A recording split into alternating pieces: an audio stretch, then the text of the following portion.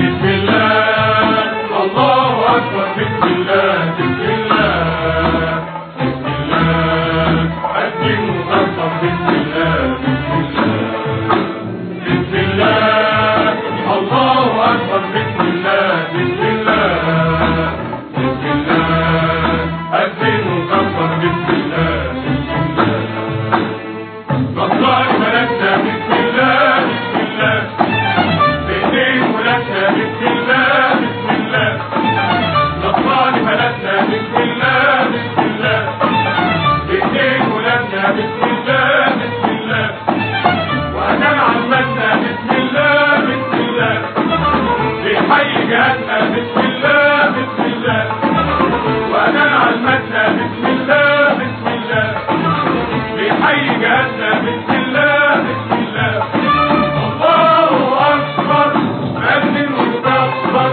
الله أكبر أذن وكبر وقول يا رب النصر تكبر بسم الله الله أكبر بسم الله بسم الله بسم الله أذن وكبر بسم الله بسم الله بسم الله الله أكبر بسم الله بسم الله بسم الله. كنا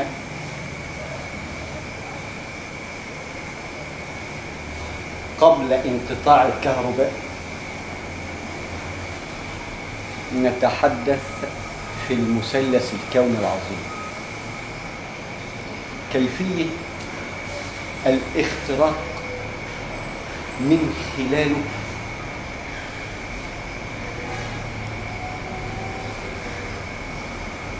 ذاته بقانون المثلث حتى تخترق المثلث.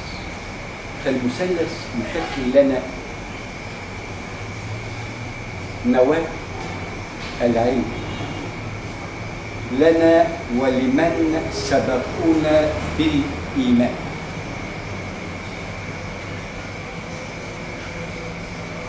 فإذا أردنا أن نتحدث عن المثلث كما ذكرنا حتى ينير لنا البصيرة فعلينا بتقوى الله، وتقوى الله كما ذكرنا بتبدأ من إتقان العمل.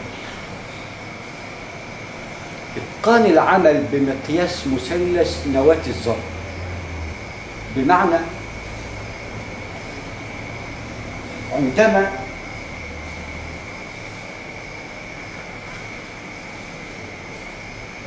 نخترق المثلث نجد له مقلاب، بدون مقلاب لا اختراق ونحشر. فالمثلث بيقول لك تقوى الله بمقياس مثلث نواة الذرة إتقان العمل. عندما تعمل أي عمل اتقنه حتى لو صاحبه هياكلك،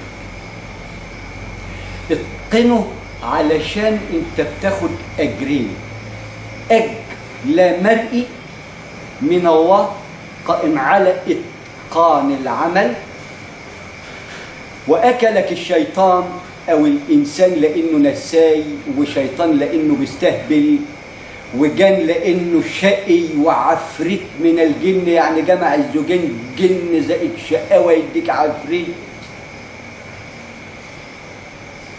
كلك. فتأكد إن ليك أجر فوق كما ليك قرين فوق عندما تنفذ من خلال المثلث المشكل لنا السلطة، تعرج في ما يسمى السماوات السبع.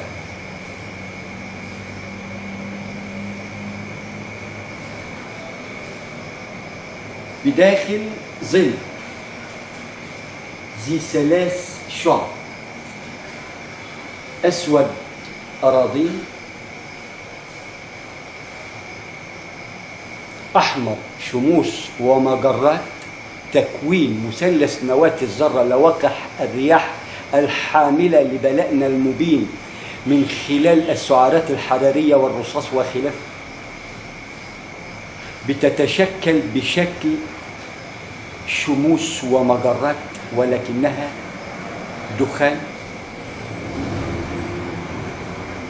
إلى أن تصل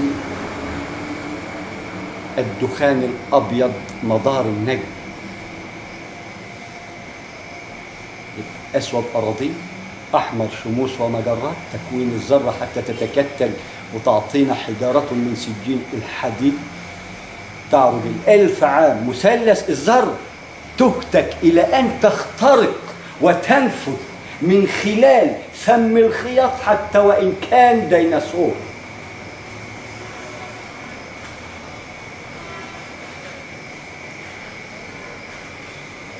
يتحلل في ثرى القبور ويمر من فم الخياط. أين أنت يا ديناصور؟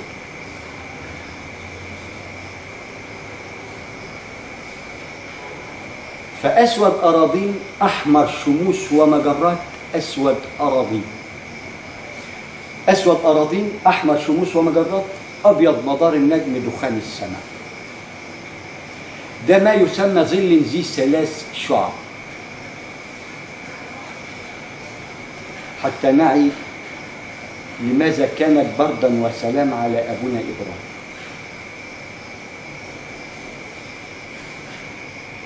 فالمثلث يقول لك تدبر، اتقن عملك. اتقان، عندما اتقن العمل خدت أجرين.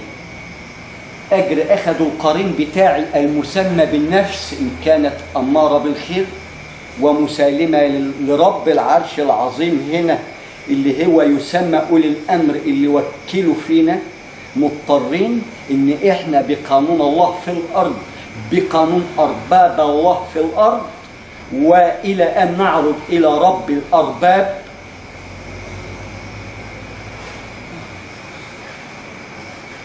نرى القرين المسمى بالنفس.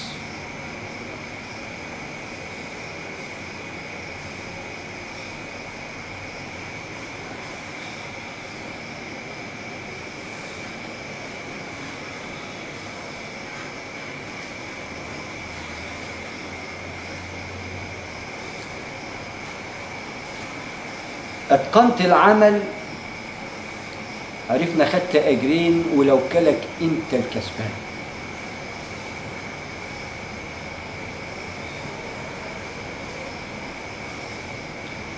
هنا عرفنا تعريف بسيط من التقوى، إلى أن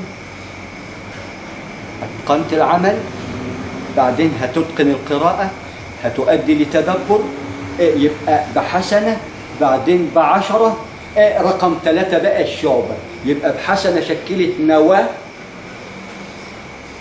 وال10 شكلوا نواة العشر، يبقى الحسنة شكلت نواة الخلق. واداها لنا الرسول عليه الصلاة والسلام بشكل جذع النخلة أي الشوكة، قيمها لنا بمقياس الذرة. يبقى خدنا أجر ذرة القراءة كما هو قائم على العمل. كما هنا نجد التقوى. تقوى يبقى اتقيت الله في من يحكمك حتى وإن كان أكل عرقك أو أجرك، لأننا أجراء عند الله سبحانه وتعالى وخلقنا أحرار. وعلشان كده أعطاك المثلث حتى لا تجور على الآخرين وتكون من المتساهلين في الأرض. ولكني أتعصب أحيانا لأني أرى المثلث برؤية اليقين، فبحزن على إخواني في الأمة اللي بيقرأوا الديانات اليهودية والمسيحية والمسلمة وليعوا معنا أعوذ بالله من الشيطان الرجيم، لأن هذه الآية بدأت من الزبر حتى نهت بالقرآن. والزبر أي القطع عندما نزل ألف لام ميم اللي كنا بنتحدث فيها عندما نتدبر في ما نقول بمثلث نواة الذرة، أي بالحرف والرقم، لأنهما هم يشكل لنا صرح علمي. فهنا عرفنا التقوى من الذرة، العمل والأجر عند الله، والعمل قائم على كل الأشياء بقى هنا في القراءة. فعندما نتدبر القراءة بنجد قلنا الحرف بحسنة، وما أدراك بالرقم. فهنا ألف لام ميم، عرفنا الألف الصراط المستقيم. احنا كنا في المثلث الأولي كيفية إتقان القراءة، فأعوذ بالله من الشيطان الرجيم، ولكن ألف لام ميم استوقفتني كمثلث أراه عندما أقرأ القرآن، ولا أعي معنى ألف لام ميم إلا شيء واحد، إن هو مقلاد لكنوز، مفكرينها فلوس وذهب، ولكنها مقلاد لكنز العلم اللي يكمن في باطنه كل العلوم. وكل العلوم تضربها في خلاط، تهزها في ازازه بيره وترميه باي وضع، منفجره او منشطره، فتشكل مثلث نواة الذره داخل المثلث الكوني العظيم. اي كل هذه العلوم ولا يؤود حفظهما.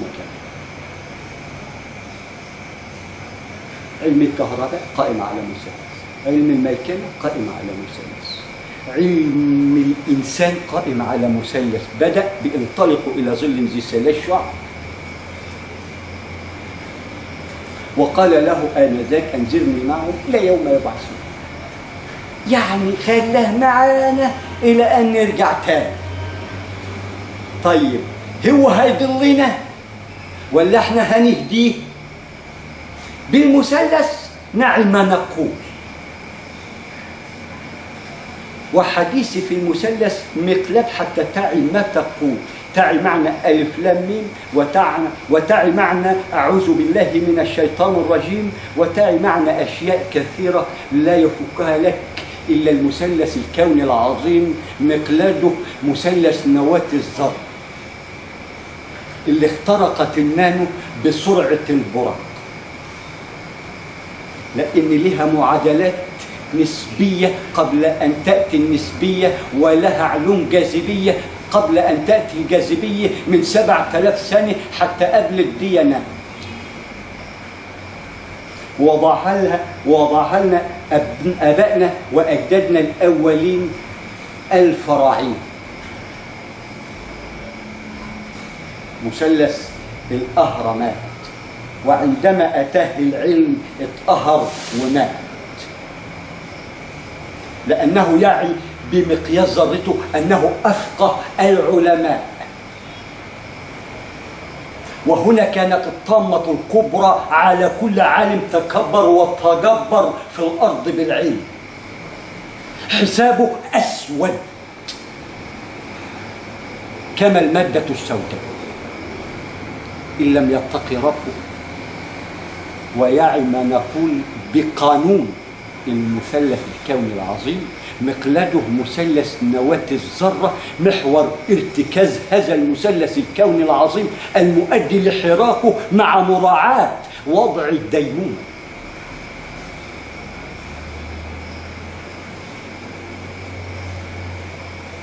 بقانون الطاقة الثابتة آدم زائد ثبات الطاقة حواء يساوي 7 مليار شهر،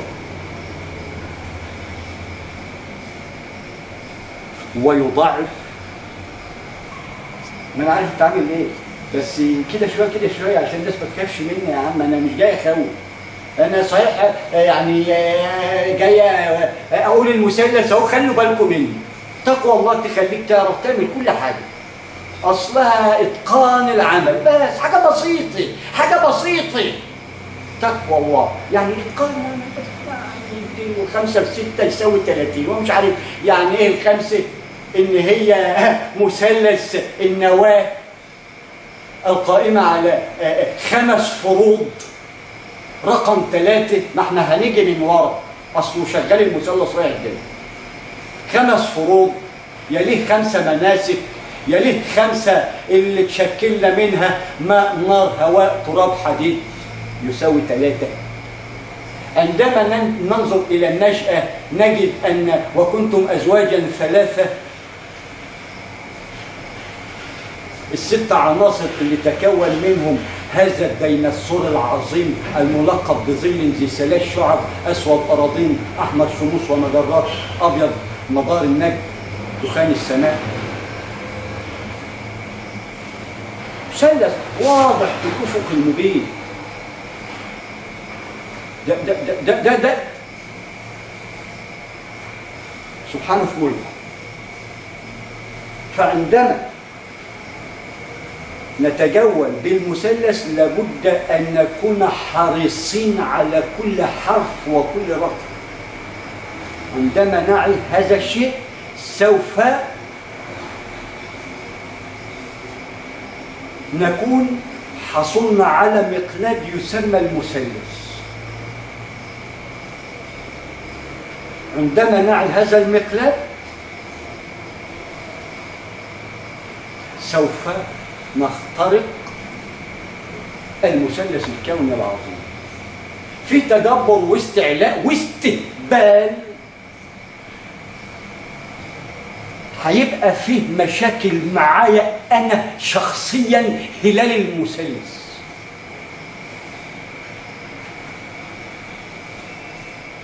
فأرجو ألا يكون فيه مشاكل، لأننا موجودين بمثلث يسمى 60-70 فوق 70، ولن يتبقى الكثير، بل لا يتبقى شيء، بما أننا أموات بهذا المقدار 60-70 فوق 70، ونرى المشرق ألا مغرب بعد.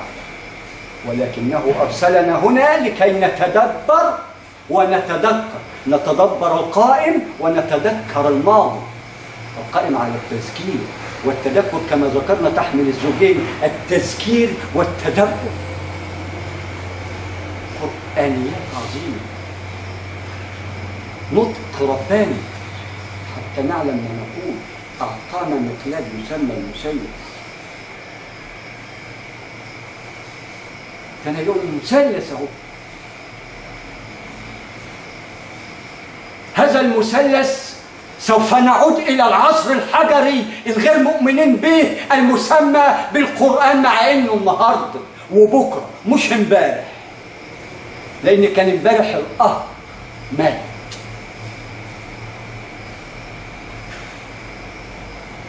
خوفه لما عرف وخاف راح ضرب المثلث عشان الجدر يضرب، وما انقرع لما عرف الحادثة الكونية.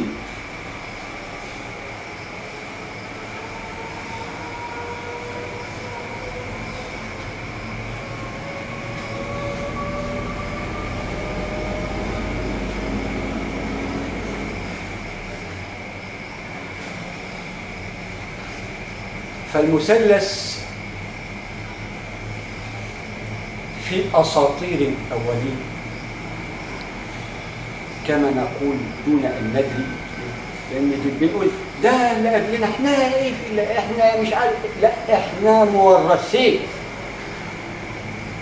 المفروض احنا نكون بمة، ولكن في درجات بتبدأ من مثلث نواة الزهر مرورا بالمصطلحات الحديثة النام، إلى أن نصل الفلتو، إلى أن نصل ونبقى نجوم وشموس ومجرات، وإلى أن نصل 1000 نعود حديد، وبصرك اليوم حديد. بيبدأ من أول المقلاد تحدد بصره على مكانه اللي هيرثه من قبل رب العرش العظيم، ويعرج في رمشة العين اللي اعطانا مقياس سيدنا عليه الصلاة والسلام سليمان. ادونا مقاييس الذرة ولا نهي عنها شيء. فالمثلث بيقول لك لابد أن تعي قانون الذرة وتتقى الله فيه بمقياس مثلث نواة الذرة، وإلا أنت تعي ما هو المثلث؟ هو الله الرحمن الرحيم وجد فينا زوجين مرئي وواحد لا مرئي. المرئي الرحمن والرحيم عندما ترى الأب يعامل ابنه والأم، وادالنا مقاييس الرحمن الرحيم بمقياس مثلث نواة الذرة.